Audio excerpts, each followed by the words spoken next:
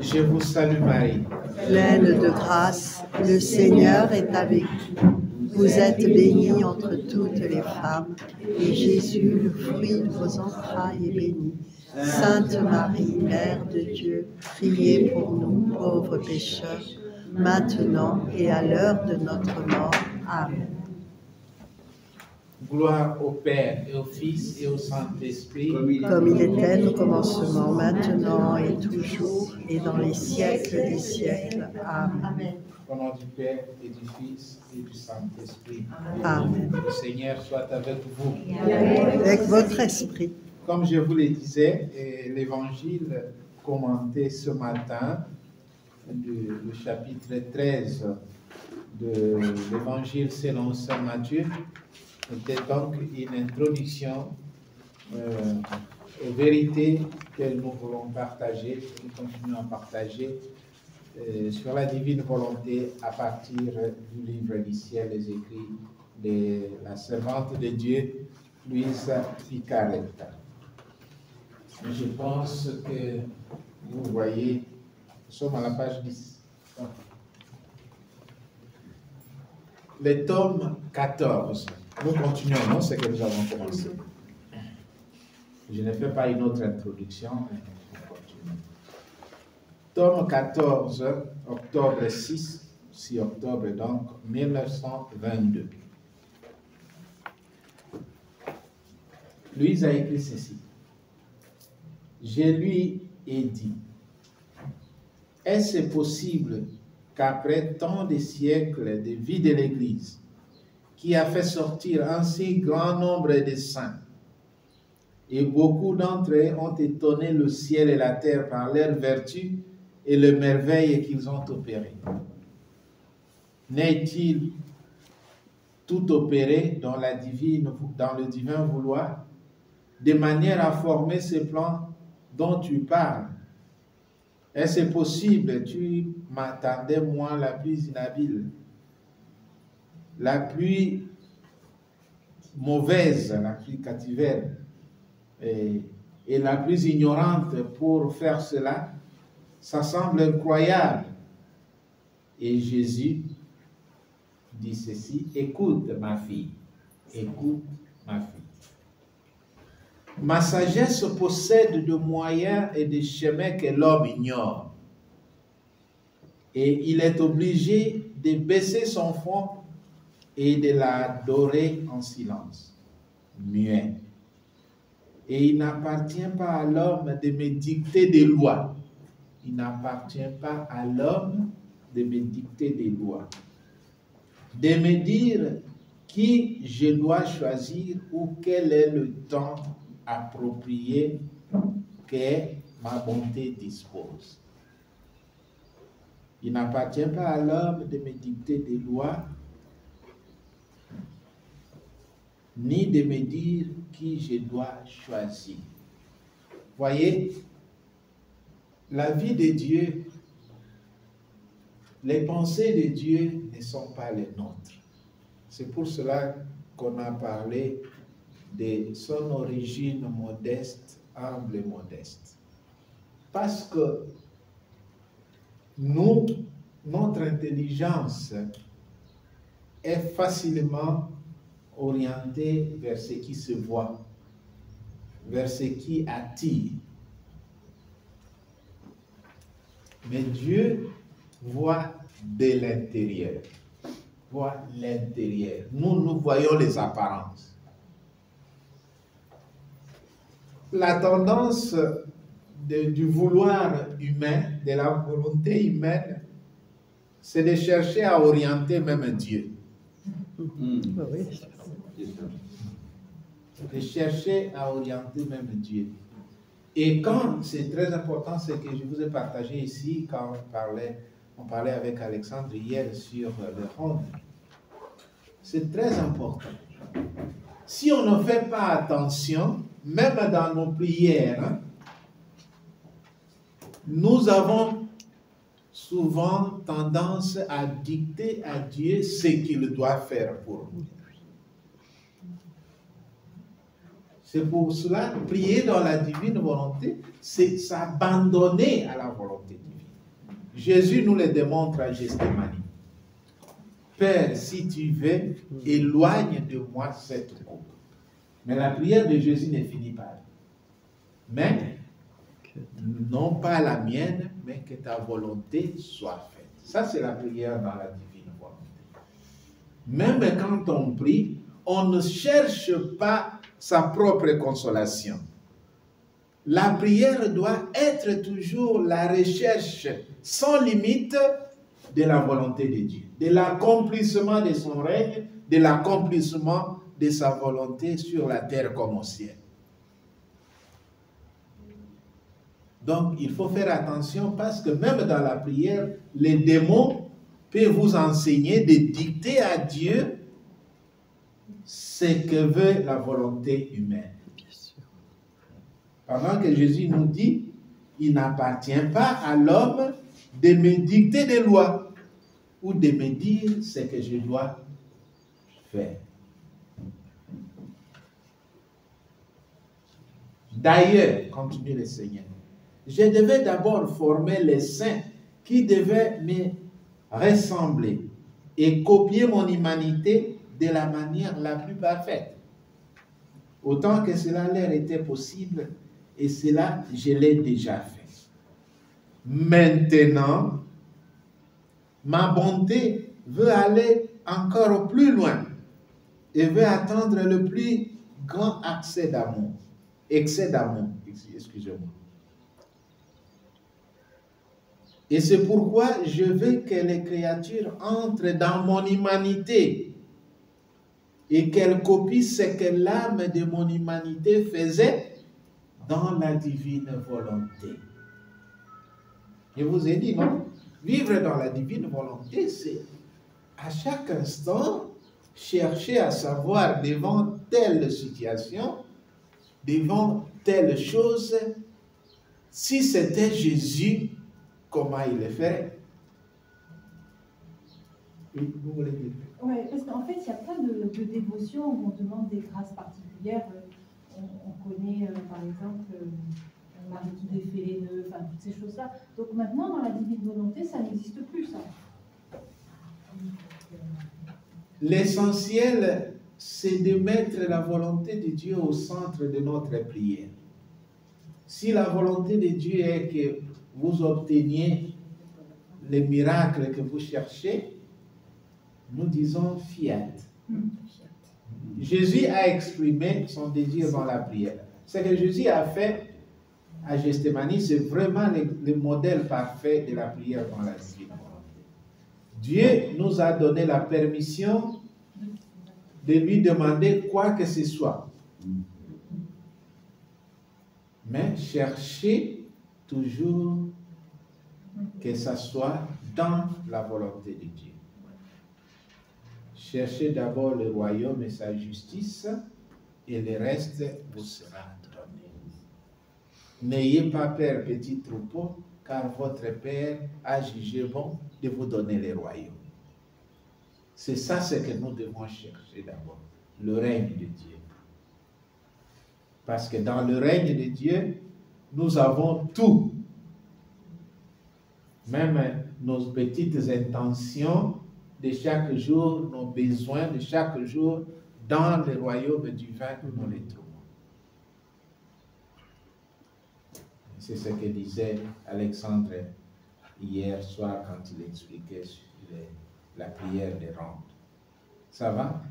Donc, c'est bien de faire toutes ces prières, mais que la conclusion soit toujours cette prière, comme le modèle de la prière de Jésus à Gethsémani. Non pas ce que moi je désire, mais ta volonté soit faite. Ça va? Maintenant, ma bonté, oui, veut aller plus loin, je l'ai dit. Si les premiers saints ont coopéré à ma rédemption pour sauver les âmes, enseigner la loi, bannir les fautes, se limitant au siècle où ils ont vécu, dans la divine volonté, les seconds iront plus loin, copiant ce que l'âme de mon humanité faisait dans la divine volonté. Ils embrasseront tous les siècles, toutes les créatures, et s'élevant au-dessus de tous, mettront en vigueur les droits de la création qui me sont dus et qui concernent la créature, portant toutes les choses à l'origine. Portant toutes les choses à l'origine première de la création et au but pour lequel la création sortit. Pourquoi le monde a été créé? Le monde a été créé pour la gloire de Dieu. Catéchisme de l'Église catholique, numéro 293. Ça va, mes frères? Il ne faut pas oublier ce numéro. Le monde n'a pas été créé pour le plaisir de l'homme. Le monde n'a pas été créé pour le pouvoir de quelqu'un qui cherche à dominer les autres. Le monde a été créé pour la gloire de Dieu. Et la gloire de Dieu, c'est le salut de l'humanité, de tous, pas d'un seul.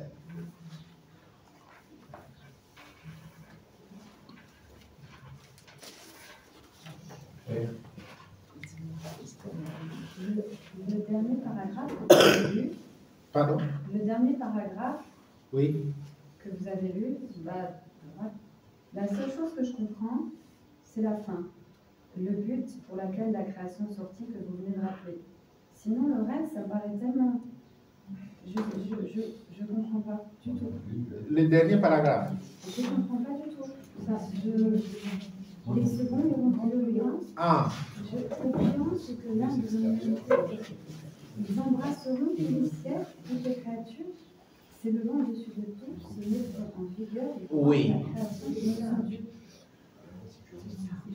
Je suis désintégrée là. Excusez-moi, mon père, elle ne connaît pas la divine volonté du tout, cette personne. Okay. Parce que cet extrait du livre du ciel, Louisa Picaret a fait une question à Jésus.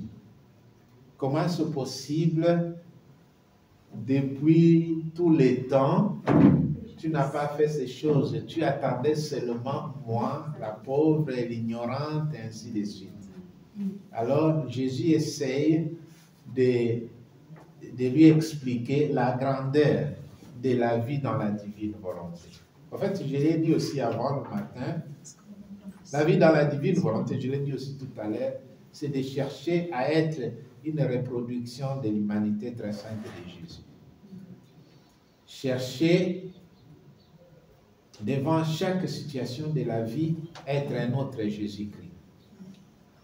Alors, ici, tout en faisant la différence entre l'Ancien Testament et les temps de la divine volonté, Jésus montre que qui vit dans la divine volonté a même la capacité de récupérer les bons actes, non seulement de copier la vie de Jésus, mais de réparer tous les siècles avant et après, parce que en cherchant à faire exactement la volonté de Dieu, on entre dans la vie de Dieu lui-même, et entrant dans la vie de Dieu, on entre dans l'éternité. Il n'y a plus de passé, il n'y a plus d'avenir, tout le temps devient présent. Et on peut manipuler toutes les œuvres de la création, dans la prière exactement. En fait, c'est Dieu qui le fait à travers nous. Oui, c'est Dieu qui fait.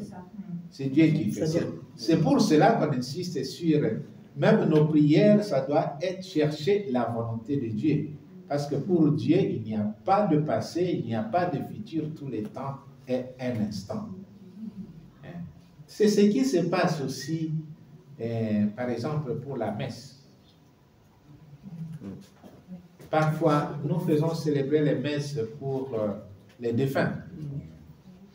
On peut se poser la question, comment c'est possible quelqu'un qui a vécu mal, il y a 40 ans, il est mort, on célèbre pour lui aujourd'hui.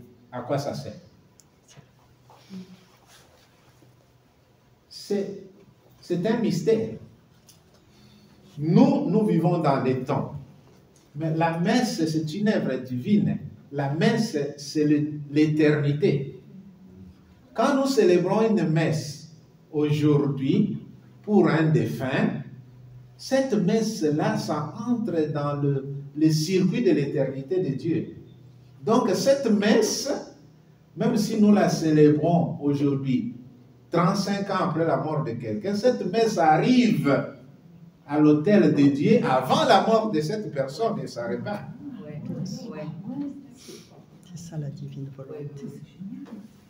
Et ça, on ne comprend pas. La messe, ce n'est pas le temps. La messe, c'est le mystère. Vous entrez dans le mystère de Dieu. Et la messe, ce n'est pas le prêtre qui la célèbre. C'est Jésus. Le prêtre, s'il la célèbre, il personne à Christ. Oui, bien sûr, c'est Jésus. Il faut quand même poser une intention. Ou c'est pas la peine? Oui. Il faut poser l'intention pour la personne décédée. Oui. Voilà. Sinon, ça ne... Sinon, c'est pas fait. Je savais ce que militaire pour la messe pour un défunt. J'ai compris. Ça me fait rappeler une anecdote de Padre Pio. J'avais écouté sur YouTube. Bon. Padre Pio avait dit je ne sais plus, un pénitent, peu importe. Oui, vous pouvez prier pour votre-même, pour votre arrière-grand-père, que vous n'avez pas connu. Enfin, vous pouvez prier pour sa propre langue, pour le protéger pendant. C'est ce que voilà, mais je veux dire, là, Padre Pio. C'est l'éternité, oui. Oui, Padre Pio avait des grâces possibles. Donc, la messe, parfois, on ne se rend pas compte de la grandeur de la messe. La messe, c'est le ciel sur la terre. Et la terre qui est portée au ciel. C'est le plus grand œuvre du monde. Sans pareil. Ah, moi, je le vis comme ça. Donc, je vais me donner cette image de la messe pour comprendre ce qui est écrit dans ce paragraphe. Je me suis fait comprendre. Ça va.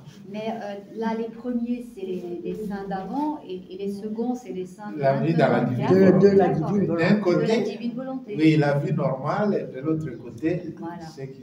C'est pour ça qu'il est dit, les saints dans la divine volonté embrasseront tous les siècles. Tous Oui. les siècles. C'est ça que vous expliquez. Oui. Oui. Pas tout.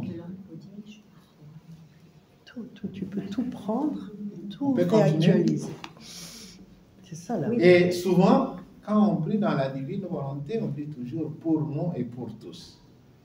Hein? Et Oui, il y a pour nous. cette prière, ça se trouve dans ce fascicule, je l'ai lu peut-être. Ça, ce n'est pas une leçon, mais j'avais mis ça seulement ensemble pour donner l'idée de comment se déroulent les activités dans la divine volonté dans la journée.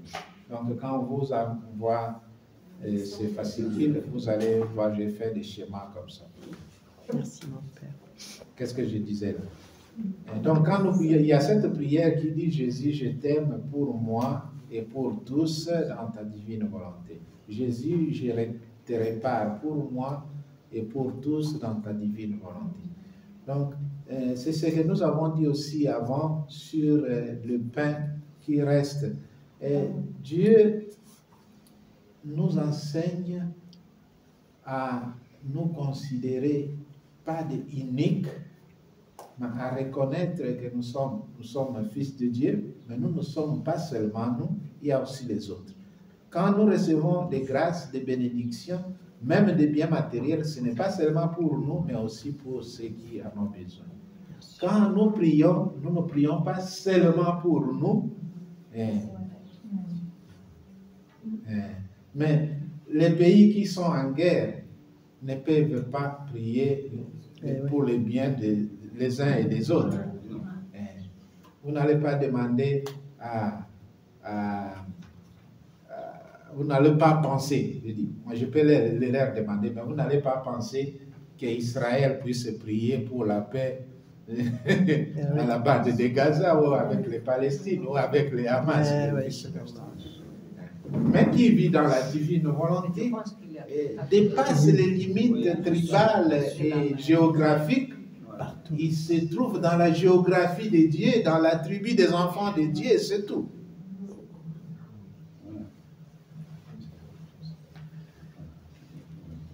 11. Cloître divin. En moi, tout est ordonné. Si la création, je la mis à l'extérieur, elle doit me revenir ordonnée. Ça, Dieu nous le dit aussi dans le livre du prophète Ézéchiel, je pense, Osée. Ma parole, quand elle sort, elle ne peut pas me revenir sans produire d'effet. Et ça, c'est très important. Quand Dieu dit une chose, il veut qu'on obéisse. Il veut qu'on obéisse. Il y a une leçon que j'avais prévue ici sur l'obéissance. L'obéissance dans la divine volonté. Obéissance à l'Église, obéissance à... Quand Dieu fait quelque chose, il veut qu'il ait des conséquences. Qu'il ait des conséquences de ce qu'il veut. Vous vous rappelez de la parabole des vignerons homicides. On a lu ça un de ces jours? Les vignerons, c'est quand? Oui, on le connaît, mais dernièrement. J'aime bien l'introduction de cette parabole. On dit qu'il a planté une vigne. Pas seulement planté. Clôturé. Il a clôturé. Il a fait une tour. Pas seulement clôturé, il a construit la tour. Et ça ne suffisait pas. Il a prévu aussi les pressoirs. Qu'est-ce que ça signifie? Cette vigne doit produire. Ce produit doit être... La tour, c'est pour la sentinelle. Celui qui fait la garde. Pour bien protéger les produits. Et ça doit passer par le pressoir pour que ça produise le vin. Et maintenant, les psaumes que nous lisons ces jours-là nous montrent aussi que Dieu qui s'interroge de la vigne qu'il a prise en Égypte, qu'il plante en chassant d'autres nations. Qu'est-ce que Dieu n'a pas fait pour sa vie? Et où sont les résultats de l'amour, de l'attention et de l'entretien de ces vignes? C'est ça. Maintenant, le temps est venu. Le temps est venu. C'est comme ça que Jésus commence aussi ses enseignements, non? Marc chapitre 1, verset 15. Le temps est venu, le temps est accompli. Le règne de Dieu est proche. Convertissez-vous et croyez à Dieu. Je l'ai dit le matin, je le répète. Chaque chose a son temps. Les choses que vous devez faire maintenant, il ne faut pas les renvoyer à demain.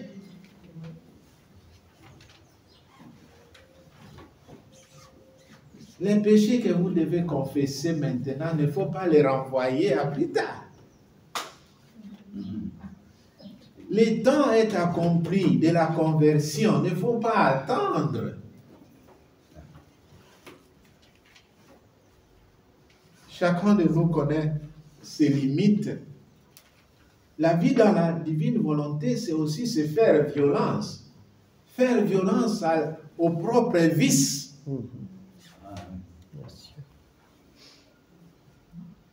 Aujourd'hui, c'est fini. Une fois, je suis allé me confesser. Et j'ai aimé ce confesseur. Hein? J'ai vraiment aimé, je ne l'oublie pas. Je me suis confessé, je me suis confessé, je me suis confessé. Alors je lui ai dit, je ne l'ai dit parce que c'est ma propre confession. Je ne peux pas dire la confession de notre. Alors je lui ai dit, Père, j'ai un péché qui me ronge continuellement. Moi, quand quelqu'un me donne l'impression qu'il est contre moi, je le hais, c'est presque automatique. Et cela me revient toujours.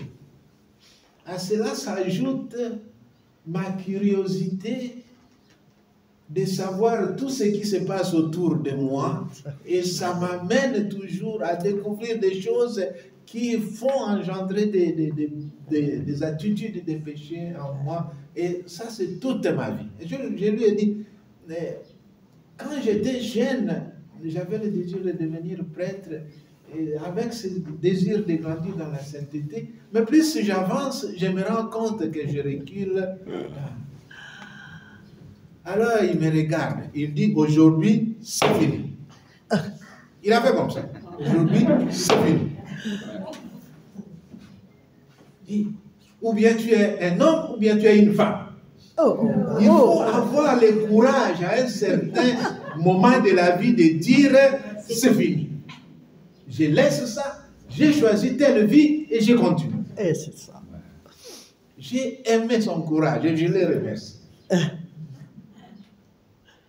J'ai donné pour cet exemple avec cette voix de ce père-là pour que ça vous serve aussi.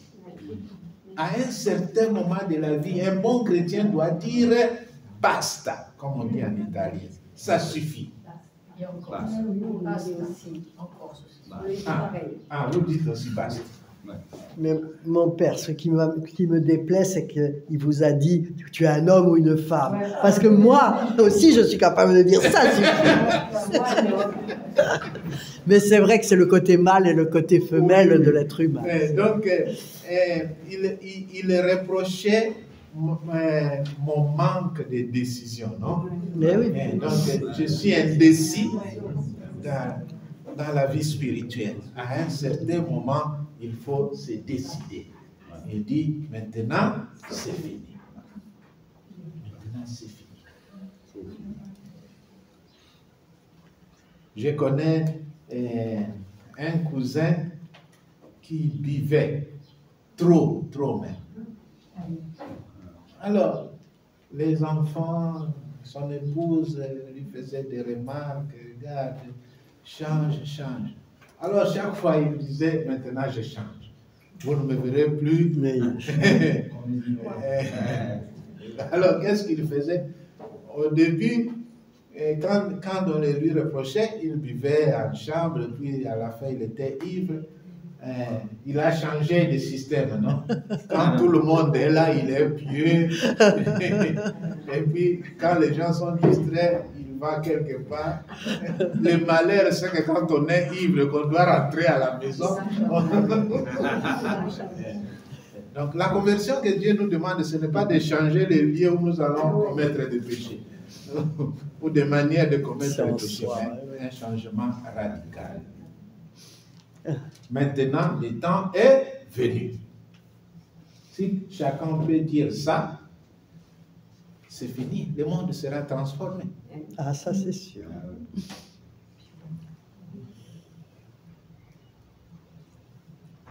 Et Jésus continue. Parce que Louise lui a posé la question sur son rôle. Alors Jésus dit, vérifie. Autant de vies des saints que tu veux, ou des livres de doctrine, dans aucun d'eux tu ne trouveras le prodige de mon vouloir opérant dans la créature et de la créature opérant dans le mien. Ça, c'est un aspect de la divine volonté. Donc, selon la doctrine que Jésus a communiquée à sa servante Luisa Picaretta, donc, en nous abandonnant à la volonté de Dieu, nous pouvons opérer dans la volonté même de Dieu. Et cela a beaucoup d'implications. Vivre dans la divine volonté, selon le divin vouloir, c'est-à-dire on s'est purifié. C'est comme ça que quand vous lisez les premiers volumes, Jésus enseigne à lui à comment se purifier. Et puis il passe à l'acquisition des vertus. Et puis vient la vie divine. Parce que, comme je l'ai dit avant, quand on veut construire une bonne maison, on commence par la fondation, mais la fondation, on commence comment? En creusant. ça fait mal, on va casser des pierres, on va casser des racines d'arbres qui passent là, ainsi de suite, et puis on prend la forme de la fondation qui donnera aussi forme à votre maison. Donc, creusez, creusez, creusez. Cela signifie que le temps n'est pas venu où ma bonté n'était pas encore venu, où ma bonté devait appeler la créature à vivre dans cet état sublime. Rappelez-vous que Jésus avait dit, quand viendra l'Esprit, il vous conduira vers la vérité tout entière. Aussi, il a dit, j'ai encore beaucoup de choses à vous enseigner. Après la résurrection, on dit que Jésus a parlé à Pierre de beaucoup de choses sur le royaume. Mais Saint Jean dit que tout ce que Jésus a dit et fait n'est pas écrit. Et si on devait écrire un tel livre, personne ne pouvait le contenir. Chaque chose a son temps. C'est Jésus qui dit, le temps est venu.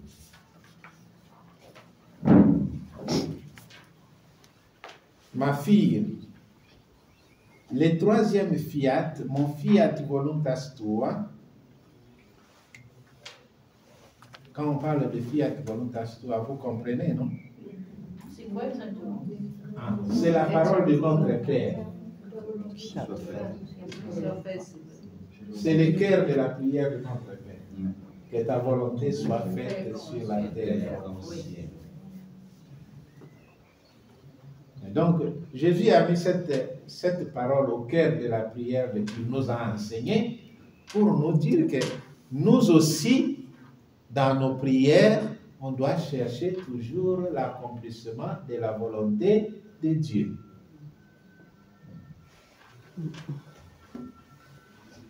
Sera comme l'arc-en-ciel que l'on vit dans le ciel après le déluge.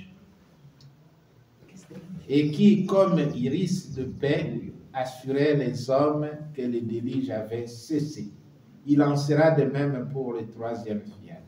Dès qu'il sera connu et que des âmes aimantes et désintéressées entreront dans mon fiat pour y vivre, elles seront comme des arcs-en-ciel qui, comme des iris de paix, réconcilieront le ciel et la terre.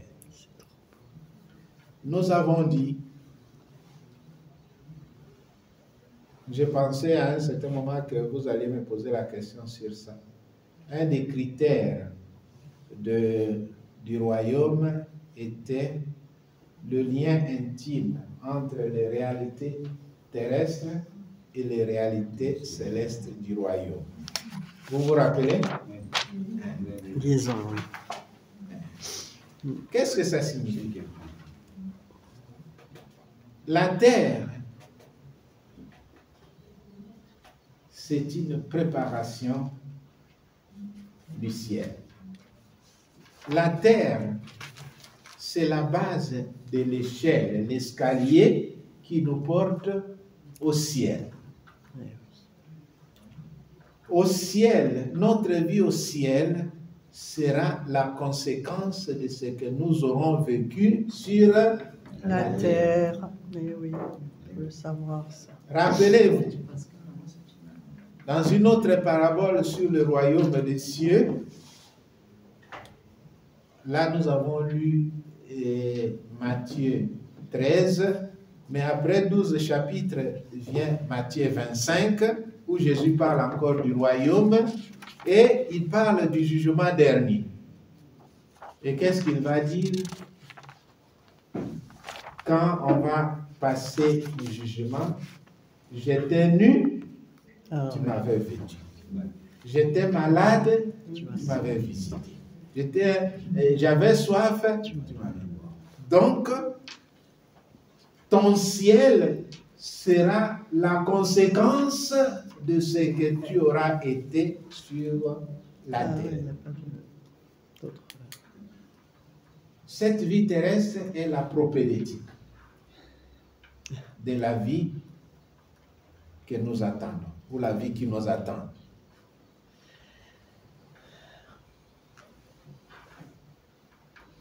Et Dieu, hein, encore là, les liens intimes entre la terre et le ciel, c'est aussi de reconnaître que Dieu a créé l'homme, corps et âme. Eh oui. On ne doit pas séparer. Quand vous séparez le corps et l'âme, ça s'appelle la mort. Il n'existe pas un corps qui se promène sans âme. Il n'existe pas non plus une âme sur la terre qui va sans corps. Donc, dans notre façon de vivre, nous devons considérer et apprécier que Dieu nous a créés, pas seulement avec l'âme, mais il a créé aussi les corps. Il nous a créés, et aussi dans notre façon de vivre, nous ne devons jamais oublier l'aspect spirituel, l'âme. Il y a des gens qui vivent encore aujourd'hui comme s'ils étaient des animaux. Ils ne voient que l'aspect physique.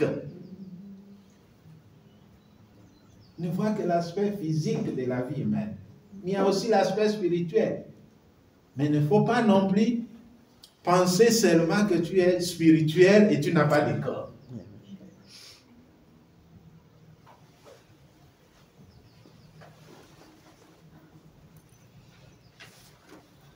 Eh bien, on continue. Quand vous êtes fatigué, arrêtez-moi.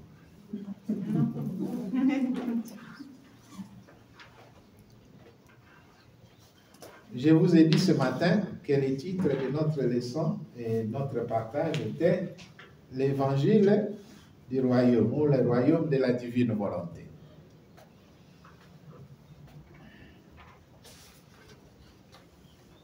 Quand nous allons à la page 14, là-bas, tome 23, 18 janvier 1928.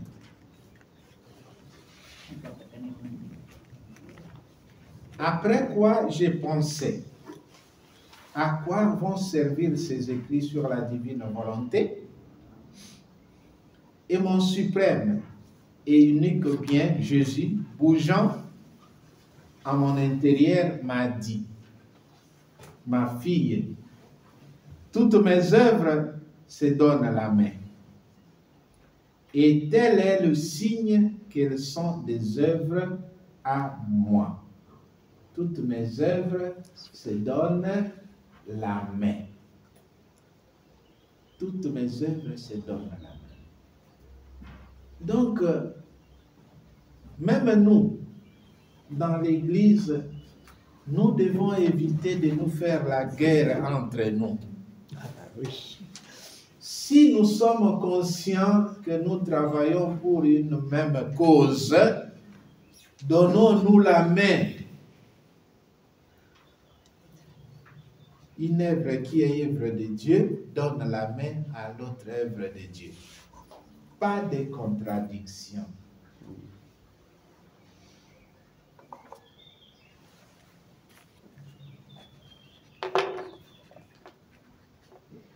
L'une ne s'oppose pas à l'autre. L'une ne s'oppose pas à l'autre.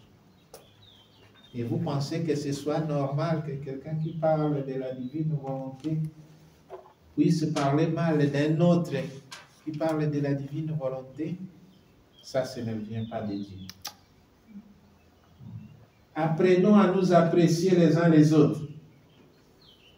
Apprenons à nous soutenir dans les biens les uns les autres pour la plus grande gloire de Dieu. Plus encore, elles sont tellement reliées entre elles qu'elles se soutiennent mutuellement. Cela est si vrai que, comme je devais former mon peuple élu, duquel et où les messies à venir devaient naître, de ce même peuple, j'ai formé le sacerdoce, lequel instruisait le peuple et les préparait au grand bien de la rédemption. Je leur donnais des lois, des manifestations et des inspirations sur lesquelles étaient formées les saintes écritures appelées Bible. Et tous s'appliquaient à l'étudier. Or, avec ma venue sur la terre, je ne détruisis pas les saintes écritures. Avec sa venue sur la terre, vous vous rappelez, non, je ne suis pas venu abolir, mais accomplir.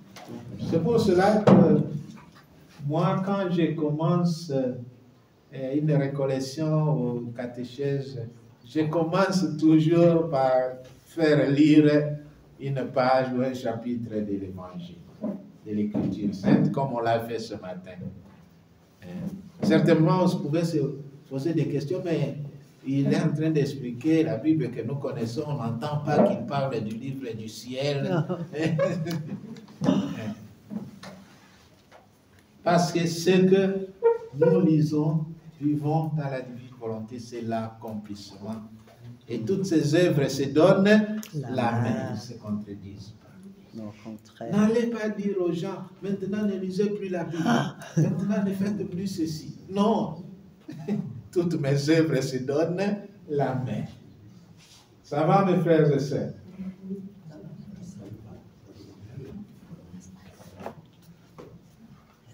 Et avec ma venue, je ne détruisais pas les Saintes Écritures, mais plutôt, je les soutins. Et mon évangile annoncé ne s'opposait en rien aux Écritures. Hein? Mon évangile ne s'opposait en rien aux Écritures. Et vous voyez, dans l'évangile des tentations, les démons utilisent l'écriture sainte. Ouais. Et Jésus répond aussi à partir de l'écriture sainte. Vous avez vu ça? Oui, oui. Et il faut aller encore plus loin. Tout ce que les démons ont proposé à Jésus comme tentation, ce sont des choses que Jésus va faire dans sa vie. Ce sont des choses que Jésus va faire dans sa vie. Mais il va faire ça quand Dieu le veut, quand ça entre dans le plan de Dieu, mais pas parce que les démons le lui suggèrent. Il lui dit de transformer les pierres en pain. Si Jésus ne l'a pas fait, ce n'est pas qu'il en était incapable. Parce qu'après, il va nourrir plus de 5000 personnes. C'est le même miracle. Mais Jésus le fait quand ça donne gloire à Dieu et ça sanctifie l'humanité. Pas pour montrer aux démons que oui, comme tu as dit, je te le montre que je suis fils de Dieu. Cette tentation peut être aussi la nôtre. Nous voulons prouver aux gens ce que nous sommes. Vous n'avez pas besoin de prouver aux gens ce que vous êtes ou ce que vous pouvez. Faites tout simplement les biens, vivez saintement. C'est tout.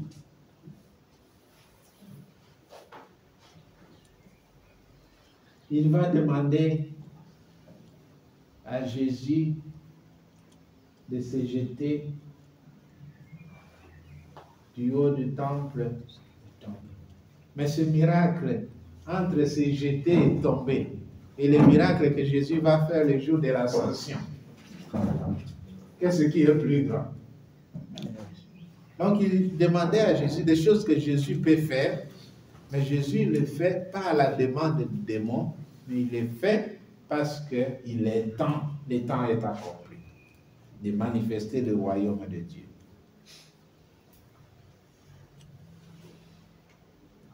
Et mon évangile annoncé ne s'opposait pas aux Écritures. Plus encore, les deux se soutenaient réciproquement d'une manière admirable. D'une manière admirable. Et en formant la nouvelle Église naissante, j'ai formé le nouveau sacerdoce, lequel ne se détache ni des Saintes Écritures, ni de l'Évangile. Tout ça s'applique pour instruire le peuple.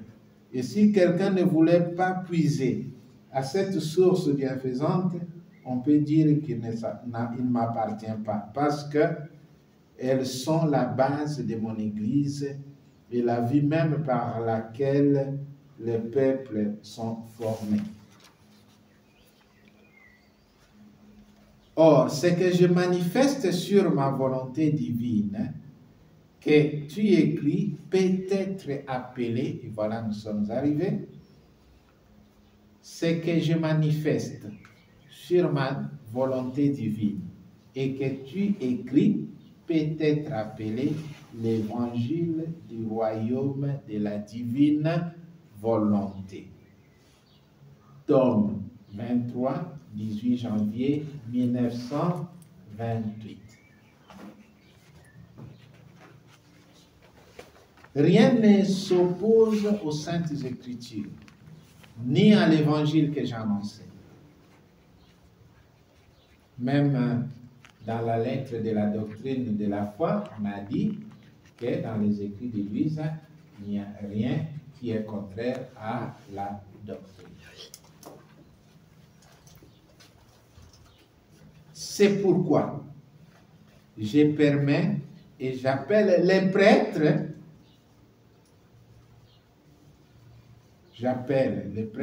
afin qu'ils viennent et qu'ils lisent l'évangile tout du ciel, du royaume de mon divin fiat, pour dire, tout comme j'ai dit aux apôtres, prêchez-les partout dans le monde. Oui.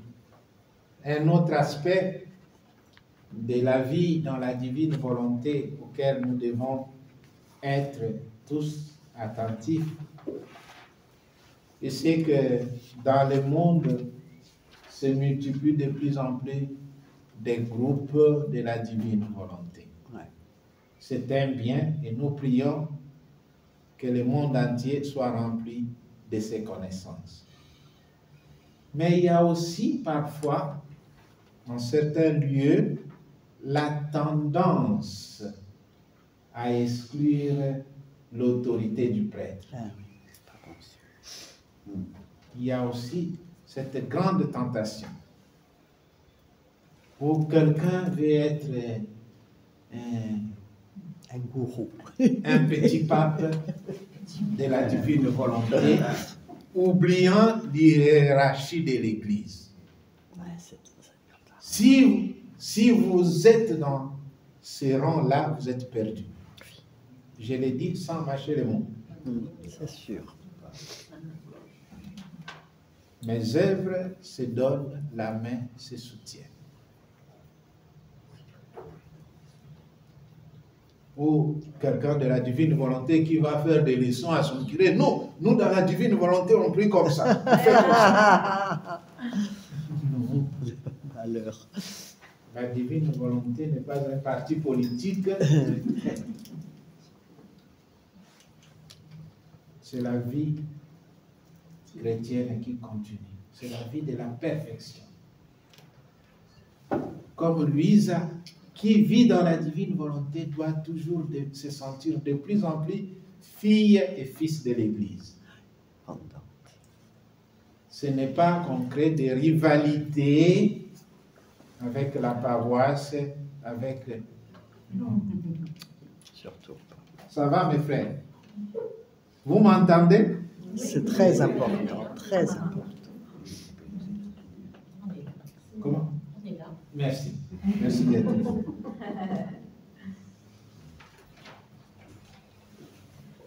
Donc,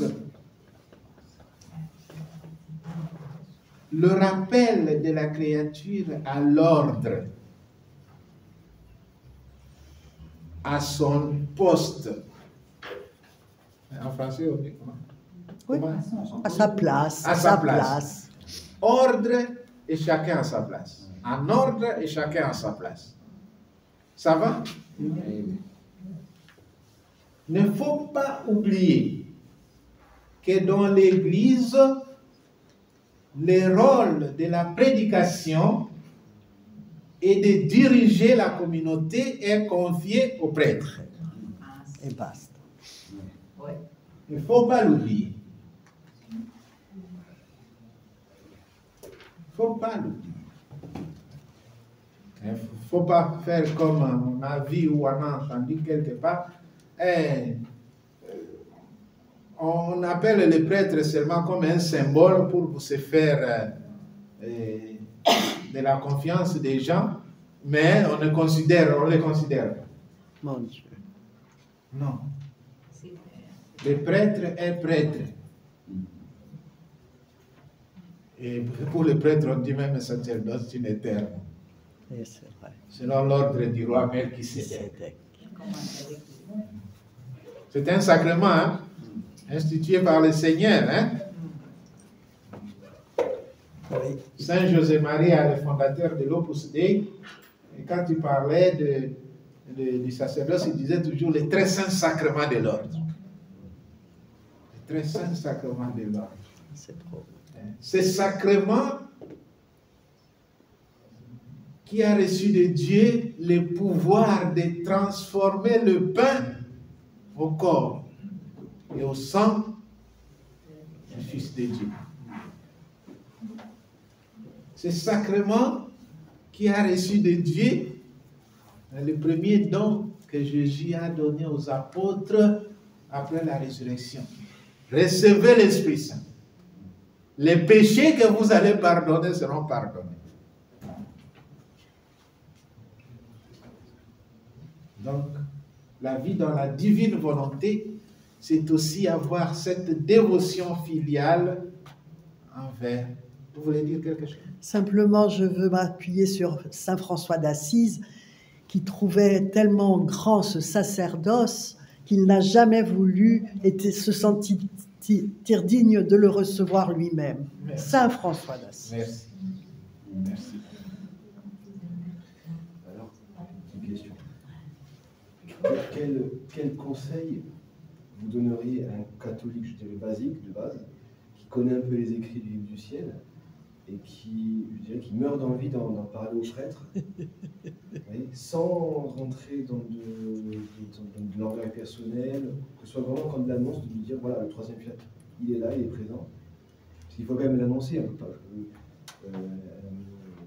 quand même annoncer ce royaume, donc on ne peut pas donner d'exemple, c'est bien, mais il faut aussi, ça accompagne, je pense, la parole, moi je le vois comme ça. Mais il faut quand même dire, voilà, d'accord, j'ai fait des bons gestes, voilà, mais regardez, il y a ce troisième fiat, il y a quelque chose de nouveau qui est pour nous, déjà pour catholiques. C'est pas nouveau.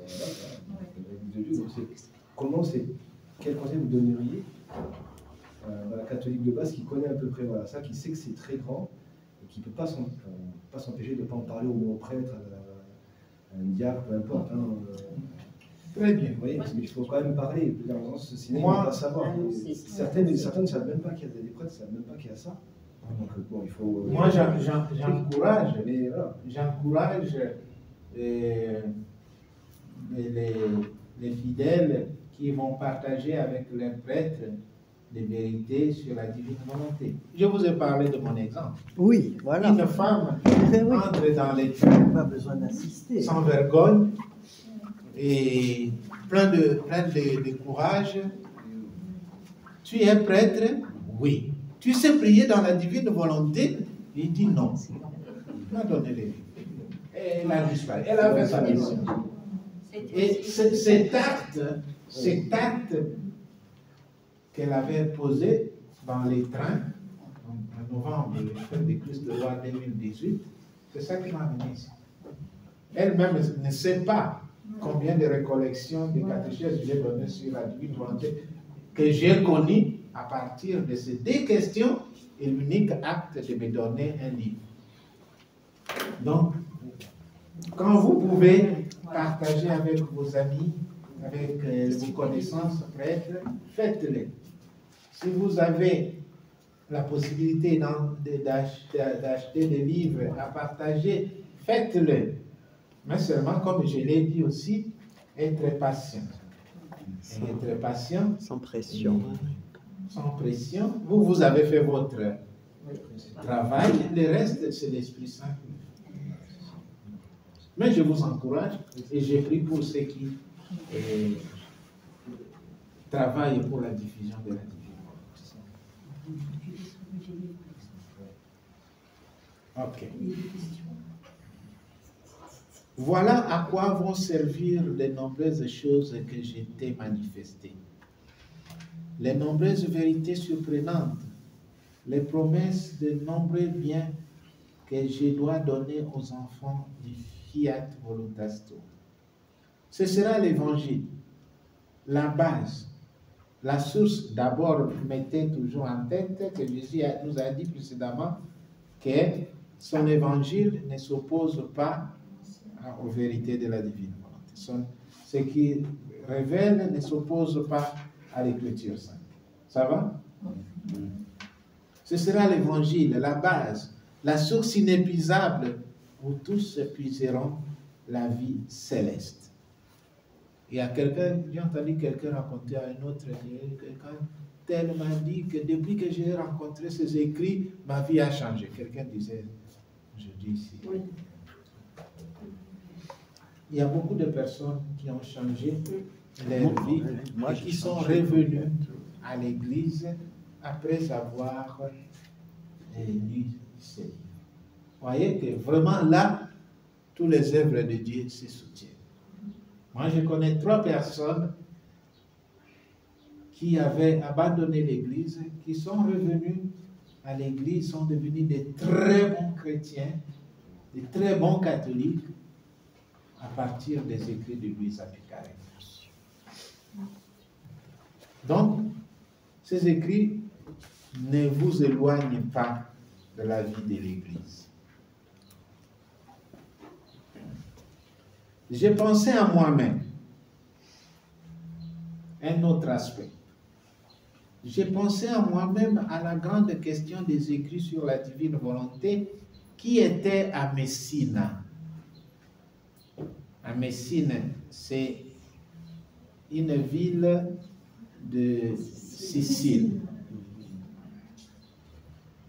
Et vous allez comprendre, Saint Annibal, mari de Francia,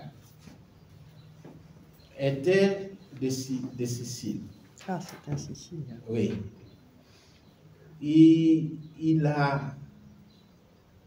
Quand il a eu la vocation, il a commencé à rassembler des enfants malheureux, des orphelins, des personnes âgées souffrantes. Après quelque temps, il avait déjà des locaux que la commune lui avait donnés. Il y a eu un tremblement de terre en Sicile. Bienvenue, cher Marc. Il y a eu un tremblement de terre qui a fait qu'il puisse se transférer à l'Italie continentale.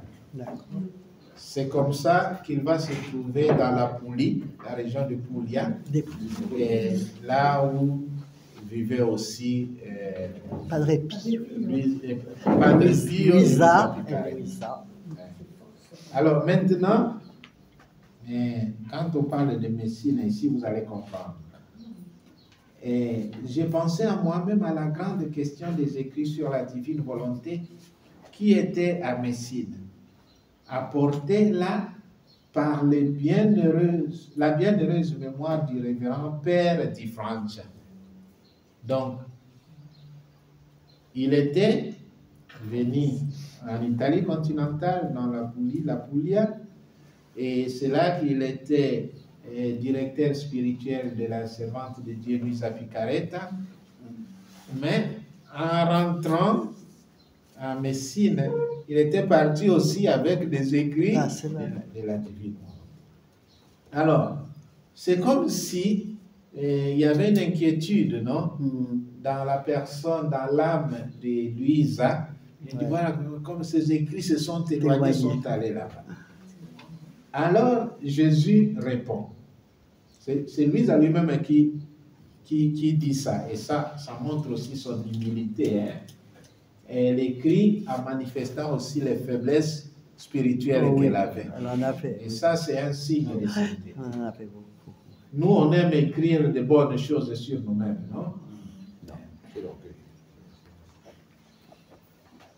Donc, j'ai pensé à moi-même à la grande question des écrits sur la divine volonté qui était à Messine, apportée là par la bienheureuse mémoire du révérend Père Diffante.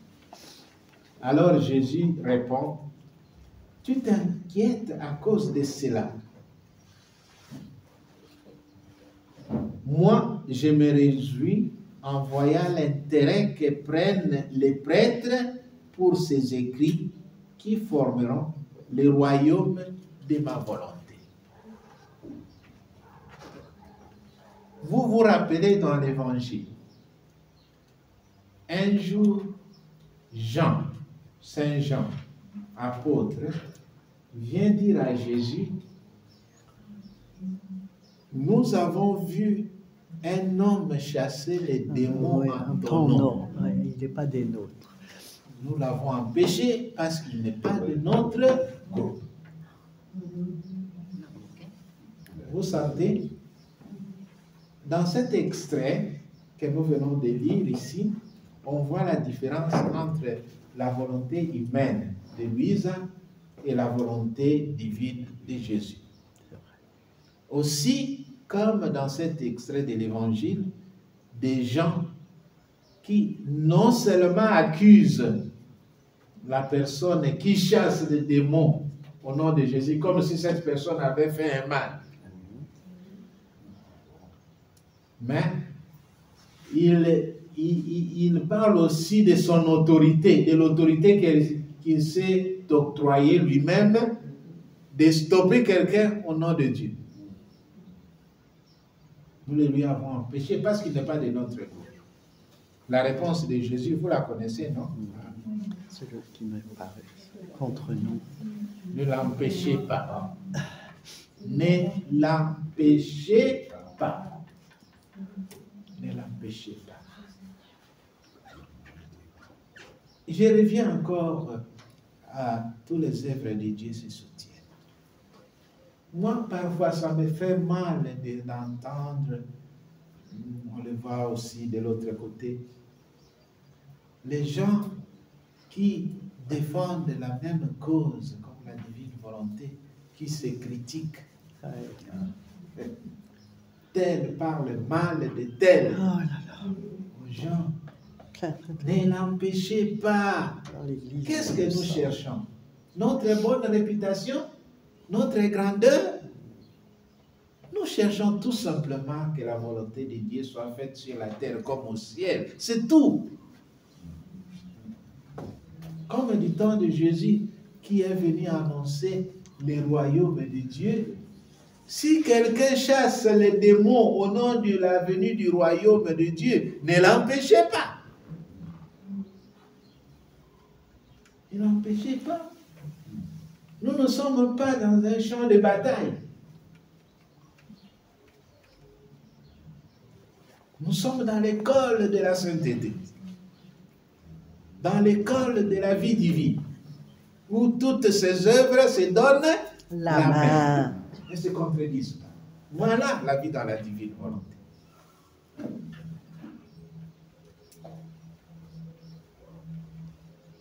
Je me réjouis que d'autres ministres à moi connaissent qu'il y a ce trésor. Alors vous pouvez vous imaginer la joie que Jésus avait les jours où cette pauvre dame simple mais élégante m'a posé ces deux questions et m'a donné un livre. Tu es prêtre? Oui. Tu sais prier dans la divine volonté? Non.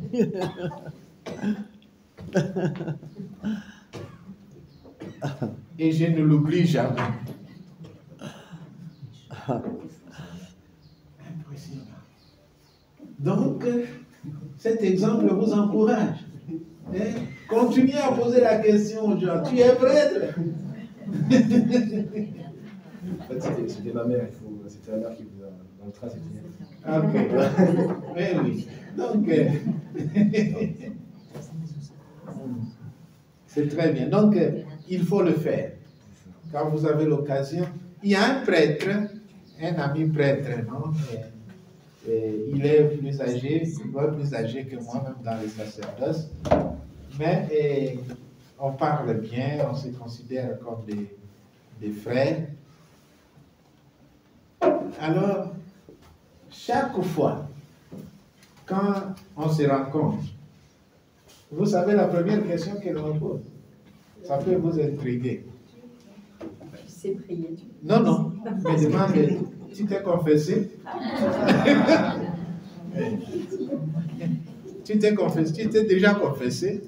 Et chaque fois comme ça, c'est sa première question. Et puis quand je dis que je vais me confesser, après quand on finit la confession, on s'assoit, alors dis-moi. Alors on commence à parler.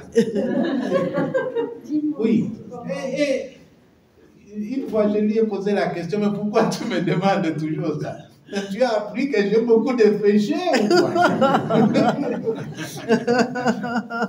Il a dit entre amis, donc si nous offrons les services à beaucoup d'autres personnes, nous ne pouvons pas nous priver ces services entre nous. Vous pouvez avoir des difficultés de vous confesser, mais au moins avec moi, vous avez la liberté, même si vous avez tué quelqu'un, il y a 1 heure, vous pouvez vous confesser librement, le Seigneur vous pardonne et vous allez au ciel. Hein? Donc, quand vous rencontrez des amis, vos connaissances, donnez-leur cette ouverture de connaître la divine volonté.